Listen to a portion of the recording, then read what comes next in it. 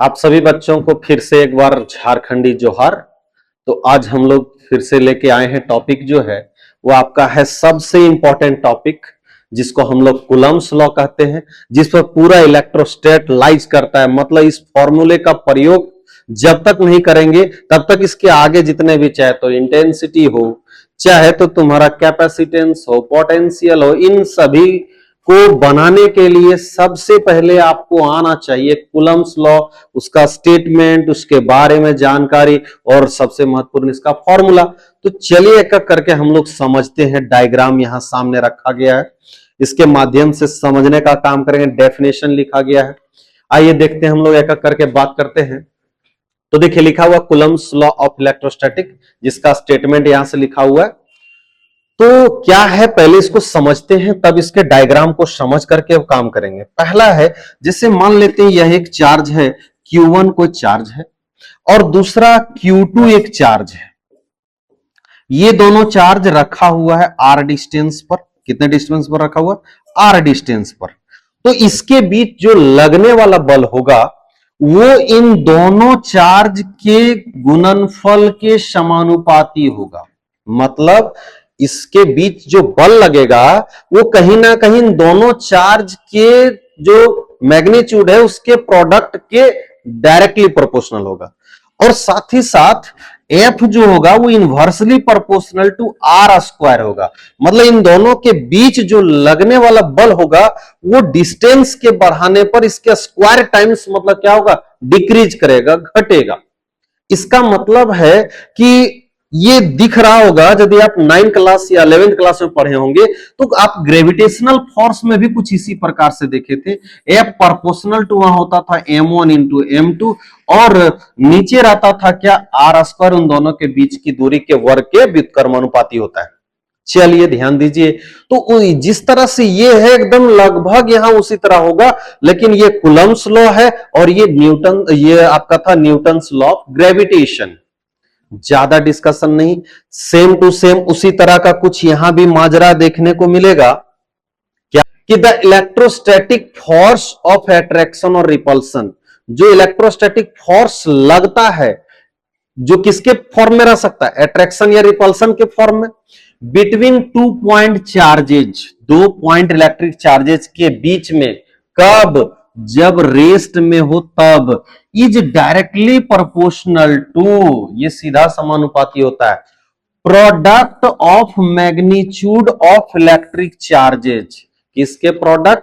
तो प्रोडक्ट जो आपके, मतलब कहने का मतलब है कि ये चार्ज के गुणनफल के समानुपाती होते हैं। And inversely proportional to square distance between them, और इनवर्सली प्रोपोर्शनल होता है किसके? R स्क्वायर के। क्लियर हो गया होगा?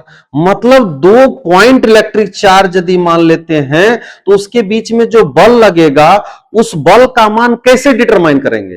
तो उसके बीच में लगने वाले बल जो होगा वो Q1 और Q2 के डायरेक्टली प्रोपोर्शनल होगा और उसके बीच के दूरी के वर्ग के व्युत्क्रमानुपाती होगा, इनवर्सली प्रोपोर्शनल होगा। तो इसी को क्या कहते हैं? Coulomb's law. देखिए स्टेटमेंट कैसे याद होगा, ध्यान से डेफिनेशन में ही गौर से पढ़ेंगे, धीरे धीरे पढ़ेंगे तो डेफिनेशन ही आपको समझ में आ जाएगा। कैसे? देखिए, द इलेक्ट्रोस्टैटिक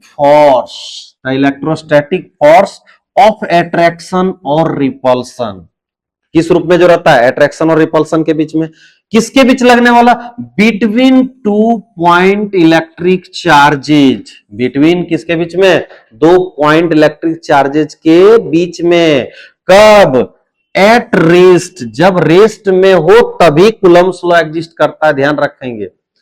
देखिए ध्यान से देखिए, the electrostatic force of attraction और repulsion between 2 point electric charges at rest is directly proportional to product of magnitude of electric charges. ये डायरेक्टली प्रोपोर्शनल होता है किसके? तो प्रोडक्ट के, प्रोडक्ट मतलब गुणनफल, किसके गुणनफल? मैग्नीट्यूड ऑफ इलेक्ट्रिक चार्जेज, जो ऐसे करके अभी समझाएं। और किसके इनवर्सली प्रोपोर्शनल होता है? And inversely proportional to square distance between them, उनके बीच जो दूरी होगा उसके वर्ग के व्युत्क्रमानुपाती, स्क्वायर यहां लिखा हुआ देखिए स्क्वायर। क्लियर हो गया होगा। तो दैट इज कुलम्स लॉ को समझने के लिए क्या है, आपको ये दोनों टर्म केवल ध्यान रखना है कि कुलम्स लॉ में क्या होता है, फोर्स प्रोपोर्शनल होता है Q1 और Q2 के, और इनवर्सली प्रोपोर्शनल होता है 1/r² के। चलिए अब इसको थोड़ा सा डेराइव करके देखते हैं, क्योंकि यहां डेफिनेशन क्लियर होगा। कैसे बोले, याद करके देखिए। The electrostatic force of attraction और repulsion between two point electric charges at rest is directly proportional to the product of magnitude of electric charges and inversely proportional to square distance between them. जैसे हम पढ़े हैं वैसे खास करके आप इसको यदि पढ़ेंगे अभी तो आपको याद हो जाएगा। कैसे, देखिए मिला करके। The electrostatic force of attraction और repulsion between two point electric charges at rest is directly proportional to product of magnitude of electric charges and inversely proportional to a square distance between them. और इसी को हम लोग क्या कहते हैं, this is called Coulomb's law. आइए इसको थोड़ा डेराइव करते हैं तो ज्यादा बेहतर होगा। डेरिवेशन यहां करते हैं, देखिए क्या करते हैं। तो यहां पर क्या करेंगे, मान लेते हैं एक पॉइंट इलेक्ट्रिक चार्ज Q1 लेते हैं और दूसरा यहां पर क्या लेते हैं, Q2 लेते हैं। इन दोनों के बीच के सेंटर के डिस्टेंस जो होगा वो R हम लोग लेते हैं। तो क्या कहेंगे, according to definition, according to definition के अनुसार क्या होगा बताइए, F डायरेक्टली प्रोपोर्शनल होगा Q1 इंटू Q2 के। इक्वेशन फर्स्ट बनाएंगे। F इनवर्सली प्रोपोर्शनल होगा 1/r² को, इसको इक्वेशन 2 बनाएंगे। कंबाइनिंग इक्वेशन किसको, 1 और 2 को कंबाइन कीजिए तो क्या बनेगा, F proportional to Q1 Q2 upon R²। या तो यहां ध्यान देंगे F बराबर हो जाएगा K Q1 Q2 upon R²। यहां पर जो K आया, देखें इसको कंबाइन किए तो ऊपर वाला ऊपर आ गया, नीचे वाला नीचे आ गया, लेकिन प्रोपोर्शनलिटी साइन हटेगा ना, तो इसके लिए कांस्टेंट आएगा, जिसको हम लोग क्या कहते हैं, वेयर, जहां पर के दो चीज है, क्या है, कूलम्स कांस्टेंट है। पहला कूलम्स कांस्टेंट कहते हैं इसको, और साथ ही साथ ये प्रोपोर्शनलिटी कांस्टेंट भी कहलाएगा ना, तो इसको मेनली क्या कहते हैं, कूलम्स कांस्टेंट। अब इसका वैल्यू कितना होता है, इसका वैल्यू होता है 9 इंटू 10 के पावर 9 होता है। और यूनिट क्या होता है, देखिए तो यूनिट आगे हम लोग निकालेंगे। ऐसे क्या होगा इसका, 9 इंटू 10 के पावर 9 न्यूटन मीटर स्क्वायर पर कूलम स्क्वायर, ये इसका बनेगा क्या, यूनिट। तो देखिए क्लियर हो गया होगा डेफिनेशन के अनुसार से। According to definition F proportional to Q1 into Q2, F proportional to 1/r²। दोनों को कंबाइन करेंगे तो ऊपर वाला ऊपर नीचे वाला नीचे हो गया। यहां से इसको हटाने के लिए एक कांस्टेंट आया जिसे कूलम्स कांस्टेंट कहते हैं, और K बराबर क्या होता है, 9 इंटू 10 के पावर 9। और K बराबर जो फॉर्मूला आगे देखेंगे उसमें K बराबर होता है 1/4 पाई एप्सिलॉन बेस नॉट। क्या पढ़ेंगे इसको, एप्सिलॉन बेस नॉट। क्या पढ़ेंगे, एप्सिलॉन, चूंकि ये बेस में है तो एप्सिलॉन बेस नॉट। तो हम लोग कह सकते हैं क्या, मतलब आगे हम लोग निकालेंगे, इसे देख लो रब करके, यहीं तक लिखना था इसको। 1/4 पाई एप्सिलॉन बेस नॉट का जो वैल्यू होगा वो के बराबर 9 इंटू 10 के पावर 9 भी हो जाएगा। तो ऐसे आप कूलम्स लॉ को यहां तक आप लिख सकते हैं। देख लीजिए बढ़िया से, इजी है। क्या क्या चीज इसमें ध्यान देने वाला बात था, सबसे पहले चार्ज रेस्ट में होना चाहिए। दूसरा, दोनों चार्ज पॉइंट चार्ज होना चाहिए। यदि पॉइंट चार्ज नहीं होता है ना तो डिस्टेंस को बढ़ाते हैं तो ऑटोमेटिक वो पॉइंट चार्ज में कन्वर्ट हो जाता है। तो ये रहा आपका कूलम्स लॉ सिंपली। फिर आगे इसमें हम लोग देखते हैं कि के का वैल्यू या यूनिट वगैरह कैसे निकालते हैं। तो चलिए हम लोग देखते हैं, आगे इसमें चलते हैं और आगे आते हैं हम लोग क्या, तो वैल्यू ऑफ के, वैल्यू ऑफ के तो कैसे निकालेंगे। तो एज वी नो दैट, ध्यान रखना इसको, एज वी नो दैट, जैसा हम लोग जानते हैं, क्या जानते हैं, के बराबर 1/4 पाई एप्सिलॉन बेस नॉट। अब यहां पर ध्यान रखेंगे के बराबर कैसे 1/4 पाई मतलब 3.14 और यहां एप्सिलॉन बेस नॉट जो होता है 8.85 होता है और इंटू 10 के पावर -12 होता है। और यदि इसको कैलकुलेट करेंगे ना तो कैसे कैसे कैलकुलेट करते हैं बताइए। तो ये नीचे हम लोग ले लेते हैं, सपोज दैट ऐसे इसका कैलकुलेशन करना इजी है। 10 के पावर सीधे ऊपर 12 कर दीजिए और नीचे 4 इंटू 3.14 इंटू 8.85 को गुना कर दीजिए यहां नीचे और डिवाइड कीजिएगा। देखिए आप कैसे होगा, 4 तिया 12 96 लगभग 100 के पार कर रहा है। तो हम लोग ऊपर कर देते हैं, क्या ऊपर 100 ले लेते हैं। देखिए 100 से पार चल जाएगा तो हम लोग 1000 लेके चलेंगे और इंटू 10 के पावर 9 कर देंगे, यहां 9 हो जाएगा। देखिए 9 और 3 12। और जब यहां इसको डिवाइड करेंगे ने 3 इंटू 1 इतना गुना करके, आगे आप कैलकुलेशन कर लीजिएगा थोड़ा बहुत। तो इसमें क्या होगा, जब इसको डिवाइड करेंगे तो आता है 9 इंटू 10 के पावर 9। क्यों आया ध्यान रखिए, 9 लगभग क्यों आया, क्योंकि ये जब देख रहे हैं 4 तिया 12 96 लगभग हम लोग 96 कैलकुलेट ही कर दे रहे हैं। 100 से जब प्लस भाग रहा है तो ऑटोमेटिक या 1000 में लगभग 100 से लगभग मतलब 100 से कुछ ज्यादा से डिवाइड करें ऑटोमेटिक 9 टाइम्स में कटेगा। तो इसलिए ये अप्रोक्स वैल्यू कितना होता है 9 इंटू 10 के पावर 9। और यूनिट तो अभी बताइए कि क्या हो जाएगा, तो हो जाएगा न्यूटन मीटर स्क्वायर पर कूलम स्क्वायर। अब आगे देखिए हम लोग यहां वैल्यू कैलकुलेट कर दिए। अब यदि देखते हैं तो आगे हम लोग को यूनिट कैसे निकालेंगे, यूनिट ऑफ के का यूनिट, चूंकि देखिए इसका कभी यूनिट पूछेगा कभी डायमेंशनल फॉर्मूला पूछेगा तो सब निकाल लेते हैं ना, अभी वैल्यू निकाल लिए अब यूनिट निकालते हैं। तो देखिए सिंस चूंकि जानते अभी पढ़े एफ बराबर क्या होता है के Q1 Q2 upon are square, या तो हम लिख सकते थे के बराबर F R square upon Q1 into Q2। अब देखिए या तो के बराबर हो जाएगा न्यूटन मीटर स्क्वायर पर यहाँ पर कूलम इंटू कूलम बन गया। देखिए के बराबर सीधा क्या हो गया न्यूटन मीटर स्क्वायर और अपॉन में ऊपर जाएगा तो कूलम स्क्वायर। देखिए आपका यूनिट रेडी। अब आगे देखते हैं हम लोग डायमेंशन। डायमेंशन किसका, ऑफ के का डायमेंशन कैसे होगा, तो निकालिए सीधा सीधी बात।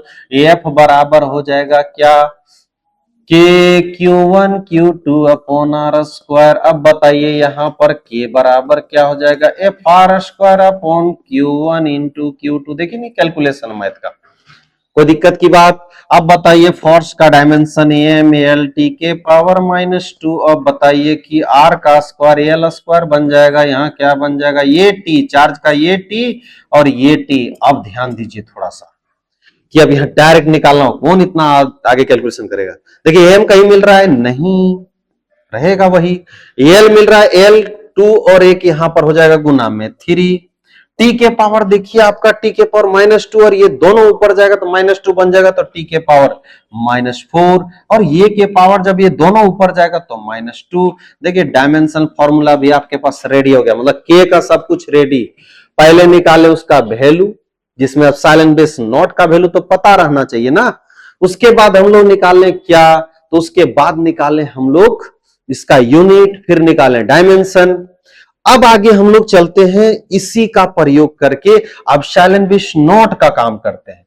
तो पहला निकालेंगे वैल्यू, क्या किसका, value of epsilon base not. कैसे कैलकुलेट कीजिएगा, तो एज वी नो दैट, जैसा हम लोग जानते हैं, क्या जानते हैं बताइए, जानते ये हैं कि के बराबर होता है 1/4 पाई एप्सिलॉन बेस नॉट, जिसको कहते हैं absolute permittivity of the medium. क्या कहेंगे अब ध्यान से पढ़िए, इसको एप्सिलॉन तो पढ़ेंगे लेकिन साथ ही साथ इसको बोलेंगे क्या, absolute permittivity of the medium.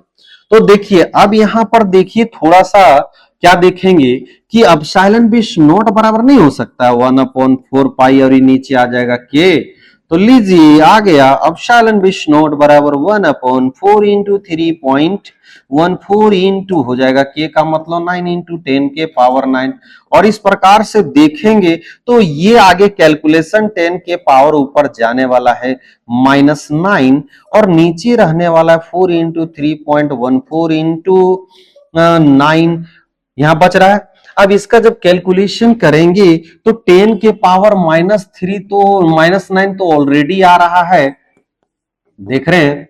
और जब ये सब डिवाइड करने जाइएगा तो 4 तिया 12 9 108, मतलब मिला जुला करके 108 तो ऐसे ही पार कर रहा है, तो कुछ ज्यादा ही आएगा। जब इसको ले जाइएगा तो ऊपर आपको डिवाइड करने के लिए कहीं ना कहीं आपको जरूरत पड़ेगा किसका, देखिए गुना कर लीजिएगा सिंपली, इतना कैलकुलेशन कौन करता है। अब देखिए यदि हम लोग इसको आगे चल के स्टैंडर्ड फॉर्म में बदलना चाहे तो इसमें कम से कम 1000 तो मेरे पास आना ही चाहिए ताकि स्टैंडर्ड फॉर्म में बदलेगा। तो यदि यहाँ 1000 लाएं इसका मतलब 10 के पावर -3 तो यहाँ करना पड़ेगा, तभी नहीं ये आगे चल के बैलेंस होगा। अब बताइए जब इसको डिवाइड कीजिएगा, ये दोनों बराबर है। अब बताइए जब इसको डिवाइड कीजिएगा तब साइलन बेस नॉट बराबर हो जाएगा आपका कितना 8.854 इंटू 10 के पावर 9 और 3 कितना हुआ -12, ये हो गया आपका। देखिए अब इसका यूनिट क्या होगा, जो यूनिट था के का उसके जस्ट अपोजिट यूनिट। क्यों, ध्यान से देखिए के जो है के अभी नीचे आया हुआ है, इसका मतलब 4 और पाई का तो कोई यूनिट ही नहीं है, तो के का जो यूनिट था उसका जस्ट उल्टा, तो के का यूनिट क्या था न्यूटन, तो इसका यहां हो जाएगा पर न्यूटन।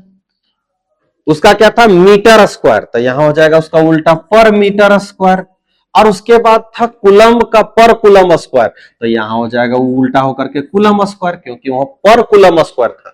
तो देखिए जो यूनिट रहेगा किसका, जो यूनिट रहेगा के का उसके जस्ट अपोजिट हो जाएगा किसका यूनिट, अब साइलेंट बेस नॉट का। अभी हम लोग प्रूफ करने वाले भी। देखिए ध्यान से वैल्यू को समझिए, के बराबर क्या होता है 1/4 पाई साइलेंट बेस नॉट, अब साइलेंट बेस नॉट बराबर क्या होगा 1/4 पाई के हो जाता है। अब साइलेंट बेस नॉट जो है वो बराबर 1 ये तो जानते करते हैं पाई बराबर 3.14, के का वैल्यू कितना अभी पीछे निकाले थे 9 इंटू 10 के पावर 9 होता है, अब बराबर हो जाएगा आपका 10 के पावर -9। यहां आपको थोड़ा सा दिक्कत लग रहा होगा, घबराना नहीं है। ये जब ऊपर देखें आप, तो हमको स्टैंडर्ड फॉर्म में चाहिए, तो स्टैंडर्ड फॉर्म में बदलने के लिए हमने यहाँ 1000 जब गुना किए, क्यों किए 1000 गुना, 100 काहे ने क्यों किए, क्योंकि 4 तिया 12 और 9 108, मतलब 100 से पार कर रहा है, तो स्टैंडर्ड फॉर्म में ले जाने के लिए हमें क्या होना चाहिए, एक अंक के बाद दशमलव, तो आखिर 100 ही लेंगे और 108 से भागा देंगे तो एक अंक के बाद दशमलव कैसे होगा। तो इसीलिए हम यहां क्या किए, इसको 1000 बना लिए। जब यहां 1000 बनाए तो 3 जीरो यहां माइनस कर लिए, तो ऑटोमेटिक जब इन दोनों को करेंगे तो फिर वही आपका बच जाएगा। इसीलिए बाकी अपने कैलकुलेशन के अलग अलग तरीके होते हैं, जैसे करना कर सकते हैं, कोई दिक्कत की बात नहीं। हमें हिंट करना था आपको, इस वैल्यू को केवल याद रखना है, न्यूमेरिकल बनाने के लिए पूरे चैप्टर में जरूरत पड़ेगा। चलिए नेक्स्ट हम लोग देखते हैं यूनिट किसका, unit of epsilon base not क्या होगा, सिंस के बराबर होता है 1/4 पाई एप्सिलॉन बेस नॉट। जैसा कि 11th क्लास में बताएं कि 4 और पाई का कोई यूनिट कैसे रहेगा, 3.1 वैल्यू है, 4 वैल्यू है, तो वैसे टाइम में 1/एप्सिलॉन बेस नॉट हो गया, या तो हो जाएगा मतलब एप्सिलॉन बेस नॉट बराबर 1/k हो जाएगा। अब आपको के का तो यूनिट पता ही होगा, अभी बताए थे कई बार, और ध्यान रखना भी है, न्यूटन मीटर स्क्वायर पर कूलम स्क्वायर। तो जब इसको हम लोग ले जाएंगे ऊपर तब एप्सिलॉन बेस नॉट का यूनिट क्या बनेगा पर न्यूटन पर मीटर स्क्वायर, और कूलम का स्क्वायर जो भी बता रहे थे कि जस्ट अपोजिट होता है। इसको ध्यान रखना है, एग्जाम में कई बार पूछता है, रेगुलर इस क्वेश्चन को पूछ लेता है। अब अगला है डायमेंशन ऑफ किसका, अब एप्सिलॉन बेस नॉट। तो जो आपका डायमेंशन होगा के का उसके जस्ट अपोजिट हो जाएगा एप्सिलॉन बेस नॉट का। तो चलिए देखते हैं, यहीं से बना देते हैं, उतना कौन सरदर्दी लेता है, या तो पीछे से ही बनाते हैं। देखिए सिंस के बराबर 1/4 पाई एप्सिलॉन बेस नॉट, या तो हम लोग क्या करेंगे कि एप्सिलॉन बेस नॉट बराबर सीधा सीधी 1/k लिख देते हैं, क्योंकि 4 पाई वगैरह का डायमेंशन को मतलब नहीं निकलता है। तो अब बताइए 1/ क्या होता है, के का डायमेंशन फॉर्मूला अभी पढ़े थे, जैसा कि देखिए, या तो साइड में रफ कर लीजिए, कोई दिक्कत नहीं है। क्या रफ कर लेंगे, देखिए तो जैसे इधर रफ कर देते हैं। देखिए जैसे मान लेते हैं के बराबर आप के बराबर लिखते हैं AF R स्क्वायर, अभी पीछे किए थे, और नीचे हो जाएगा Q1 इंटू Q2। ये हो जाएगा आपका एम एल टी के पावर -2 और ये हो जाएगा एल स्क्वायर और ये हो जाएगा ये टी और इसका भी हो जाएगा आपका ये टी। चलिए लिख दीजिए सुकून से।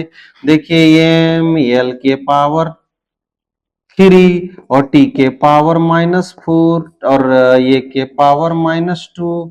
देखिए वहां लिखिएगा तो यही ना आएगा, ये एल के पावर 3 टी के पावर कितना हो जाएगा -4 और ये के पावर -2। अब चलिए इसके जस्ट अपोजिट देखिए तो डायमेंशन निकल जाएगा किसका, तो निकल जाएगा डायमेंशनल फॉर्मूला किसका, तो निकल गया एम एल के पावर -3 और टी के सॉरी एम के पावर -1 एल के पावर 3 प्लस में और टी के पावर हो जाएगा आपका 4 और ये के पावर 2। ध्यान दीजिए तो ठीक है, कोई दिक्कत है क्या? एम के पावर ऊपर जाएगा तो -1, एल के पावर जो ऊपर जाएगा तो ये बन जाएगा -3 ना, सॉरी यहाँ कुछ कुछ प्रॉब्लम हुआ है तो इसको हम लोग पहले मिटा देते हैं ना, कौन इतना सरदर्दी लेता है। देखिए फिर से बनाइए अच्छा से, हड़बड़ी में नहीं बनाना है। एम के पावर हो जाएगा -1, एल के पावर -3, टी के पावर 4 और ये के पावर 2। ये इसका डायमेंशनल फॉर्मूला बन गया। तो देखिए हम लोग क्या क्या निकालें, कुलम्स लॉ पढ़े, डेफिनेशन, फिर उसका डेरिवेशन किए, फिर उसमें कुलम्स कांस्टेंट को निकालें, फिर एप्सिलॉन बेस नॉट के वैल्यू को निकालें। मतलब इतना यदि बढ़िया से पढ़ के रखते हैं तो कुलम्स लॉ में किसी प्रकार का दिक्कत नहीं होना चाहिए, कोई प्रॉब्लम नहीं आएगा।